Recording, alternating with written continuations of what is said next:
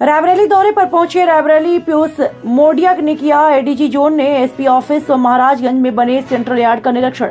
ADG zone निरीक्षण करने के बाद मीडिया से हुए रूबरू। रायबरेली में अपराधों की समीक्षा करने आज एक दिवसीय दौरे पर एडीजी जोन लखनऊ के पीयूष मोडिया पहुंचे, जहां सर्वप्रथम जिले के महाराजगंज थाना क्षेत्र में बनाए गए सेंट्रल यार्ड का निरीक्षण किया।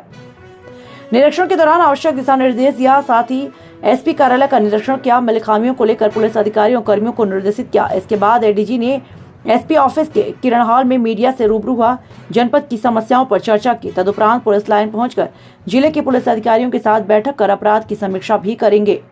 अंशु श्रीवास्तव की रिपोर्ट।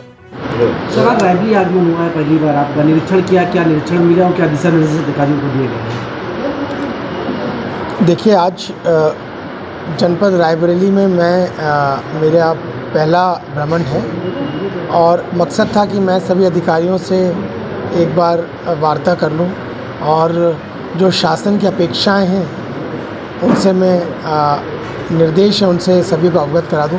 यदि भी सभी को पहले से जानकारी है, पर एक सुपरवाइजरी अधिकारी के तौर पर यहाँ पर आकर जनपद में यहाँ की कार्यालय, पुलिस लाइन, थाने और यहाँ के अपराध को ख़त्म करने के लिए जो कार्रवाई की जा रही है उसका आकलन मेरे स्तर से भी करना ज़रूरी था, इसीलिए मैं आया हूँ। साथ ही आप सबसे भी मिल पाऊँ, ये भी एक कार्यक्रम में पहले से ही आपसे वार्ता करके मैंने कहा था और इन्होंने उसको ऑर्गेनाइज़ भी किया हुआ था कि मैं पत्रकारों से मिलकर जो हम करना चाह रहे हैं, जो शासन की अपेक्षाएं हैं और जो आप लोगों के सुझाव हैं उसके बारे में हम यहाँ मिलकर आपस में इंटरेक्शन कर जानकारी कर सकें, इसलिए मैं आया है। सर, यहाँ आगमन के दौरान क्या मिला आपको देखने में और क्या बेहतर किया जा सकता है, उसको लेकर क्या रूपरेखा तैयार की जा रही है?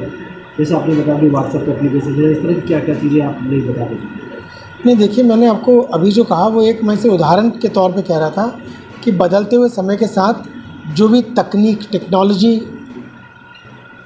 हमारे आसपास विकसित हुई है, उस टेक्नोलॉजी को हमने अपने काम में ज़रूर जहाँ कहीं उसका इस्तेमाल किया जा सके करना चाहिए। तो सबसे बड़ी बात है संवाद की। हम हमारी बात को संबंधित तक तुरंत पहुँचा सकें, बिना समय गंवाए पहुँचा सकें, यह अत्यंत आवश्यक है।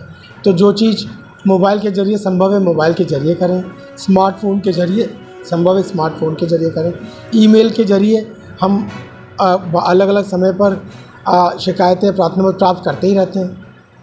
उनको हम जो है निस्तारण के लिए तुरंत आगे बढ़ा दें। जो व्यक्ति कार्रवाई करने जिसके द्वारा कार्रवाई की जानी चाहिए उसे समस्या का तुरंत पता पड़ जाए कि ये समस्या एग्जिस्ट करती है, और उसके बाद हम अपने सुपरविज़न से, अपने निर्देशों से, अपने असिस्टेंस से उस व्यक्ति को इतनी ताकत दे दें कि वो उसका निराकरण कर पाए और जो पीड़ित है वो जिस अपेक्षा के साथ हमारे पास आया है उसकी उस अपेक्षा की पूर्ति हो जाए। देखिए, अभी मैं आपको इस बारे में स्पष्ट तौर पे नहीं बता पाऊँगा कि किस थाने में ज़्यादा अपराध हुआ है और उसके बारे में क्या कार्रवाई की गई। मैं इतना बताना चाहता हूँ कि निश्चित ही कुछ इलाकों में हमेशा कुछ ज़्यादा आपराधिक किस्म के तत्व यदि होते हैं और अपराध ज़्यादा घटित होते हैं, हमें मेहनत भी ज़्यादा करनी पड़ती है और उसमें पूरे जनपद की टीम जुटेगी।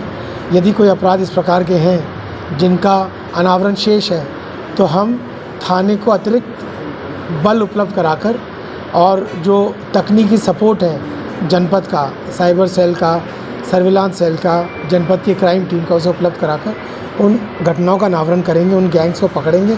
उनके विरुद्ध कार्रवाई सिर्फ गिरफ्तार करने तक ही सीमित नहीं होनी चाहिए, उसके बाद भी प्रोसिक्यूशन तक हमारा इस प्रकार से हो कि व्यक्ति को सज़ा मिले और जो बेल पर बाहर आए हुए अपराधी हैं, पुनः अपराध कर रहे हैं, उनकी पुरानी बेल कैंसिलेशन का कार्य भी हम तुरंत आरंभ कर दें, जिससे कि उन सभी अपराधों में वो जेल में रहे और पुनः उसका वापस बाहर आ पाना संभव, जल्दी बाहर आ पाना संभव ना हो। साइबर अपराध का पैसा वापस पहुंच जाता है लेकिन वो मुजरिम नहीं पकड़े जाते हैं, क्या? देखिए, हमारा प्रयास ये होता है कि हम मुलजिम भी पकड़ें और रिकवरी भी करें। दोनों कार्य हमारे लिए ज़रूरी हैं और दोनों ही कार्य हम करते हैं। साइबर जो क्राइम है उसमें आम तौर पर जब अपराध घटित होता है और सूचना प्राप्त होती है तो पहला जो पुलिस का उद्देश्य यही होता है कि अपराध जिस सीमा तक घटित हुआ है उससे आगे न बढ़े। यानी कि यदि उन्होंने कहीं पर गलत तरीके से जो है पैसा मोबाइल के ज़रिए लेकर किसी बैंक में अकाउंट में पेटीएम में या कहीं में पार्क कराया है तो उस जगह पर फ्रीज़ हो जाए। फ्रीज़ कराना सबसे पहला हमारा प्रायोरिटी होती है जो पुलिस करती है, जिससे कि कम से कम जिस व्यक्ति का पैसा है वो तो रुक जाए, उसके पास आ जाए। उसके बाद आगे अगली कार्रवाई होती है कि जिन लोगों ने अपराध को कारित किया है उनकी हम गिरफ्तारी कर सकें। तो निश्चित ही उसकी गिरफ्तारी के प्रयास होते हैं, वो भी आगे पीछे जाके गिरफ्तार होते हैं, उनके विरुद्ध कार्रवाई होती है। परंतु ये सही बात है कि साइबर क्राइम में जो हमारा पहला उद्देश्य है वो अपराधी, तो अगर हम उस पर लग जाएंगे तो पैसा कई अकाउंट से होते हुए बहुत दूर चला जाएगा, उसे रिकवर करना मुश्किल हो जाएगा। कई पुलिसकर्मी अंदर ट्रांसफर हैं, अभी तक साल देखिए ये भी मैं आपको बता दूं कि हमारा प्रयास यही होगा कि जिन लोगों के ट्रांसफ़र हो चुके हैं वो प्रत्येक जनपद से वो अपने गंतव्य तक जाएं।